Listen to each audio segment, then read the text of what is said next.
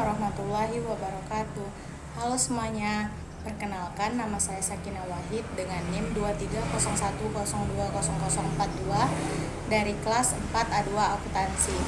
Baiklah, di sini saya akan mempresentasikan tugas mata kuliah Praktikum Pengauditan dengan dosen pengampu Bapak Ariski Andrinaldo, Magister Akuntansi, dengan materi kasus korupsi suap pemeriksa keuangan, penyalahgunaan wewenang demi laporan bersih.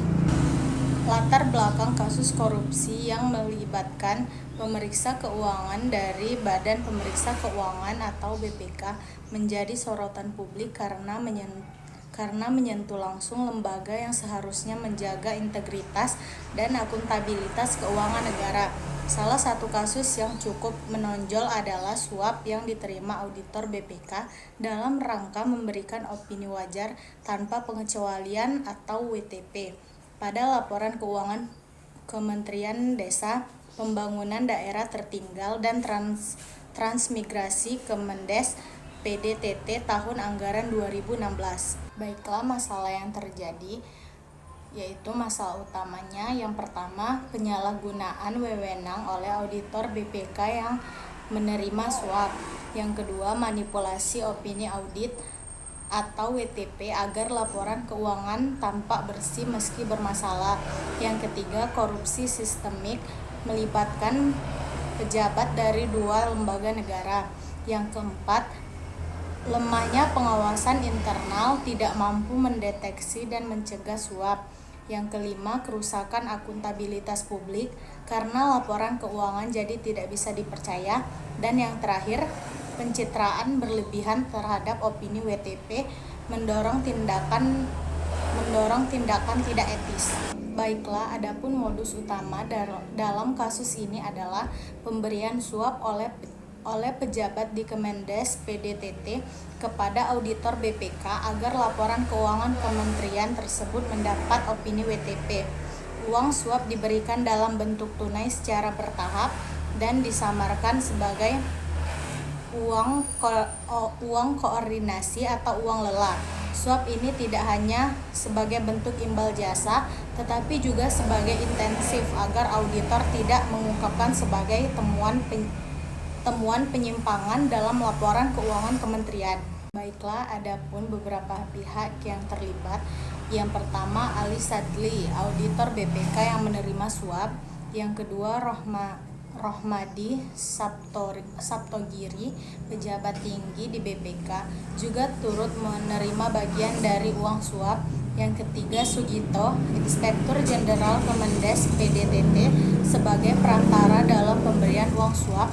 Dan yang terakhir, Jarod Budi Prabowo, Sekretaris Inspektor Jenderal Kemendes PDTT. Adapun motif dan tujuan, motif utama dari tindakan suap ini adalah keinginan Kemendes PDTT untuk mendapatkan opini WTP dari BPK. Opini ini sangat penting karena akan memengaruhi citra kementerian di mata publik dan pemerintah pusat, serta bisa berdampak pada pencairan anggaran di masa mendatang. Bagi oknum BPK, suap menjadi cara instan mendapatkan keuntungan finansial meskipun mengorbankan prinsip dan etika profesi. Proses hukum dan keputusan. Kasus ini berhasil diungkap oleh Komisi Pemberantas Korupsi atau KPK melalui operasi tangkap tangan atau OTT pada Mei 2017. Dalam proses persidangan, Ali Sadli divonis 6 tahun penjara dan denda 200 juta. Rohmadi Saptogiri divonis 7 tahun penjara dan denda 300 juta. Sugito dan Jarod Budi Prabowo juga diproses secara hukum dengan dakwa memberi suap kepada penyelenggara negara. Majelis hakim menyalahkan bahwa para terdakwa terbukti secara sah dan meyakinkan melakukan tindak pidana korupsi berupa pemberian dan penerima suap sebagaimana diatur dalam Undang-Undang Nomor 31 Tahun 1999 tentang pemberantasan tindak pidana korupsi. Baiklah, kesimpulan yang bisa diambil dari kasus ini. Kasus ini menjadi contoh nyata bagaimana oknum di lembaga yang seharusnya menjamin transparansi justru menyalahgunakan jabatannya untuk kepentingan pribadi. Ini menunjukkan pentingnya pengawasan berlapis dan integritas moral yang tinggi dan lembaga audit negara. Penanganan tegas dari aparat penegak hukum seperti KPK sangat penting untuk menjaga kepercayaan publik terhadap lembaga-lembaga pengawas negara. Baiklah, itu tadi presentasi dari saya.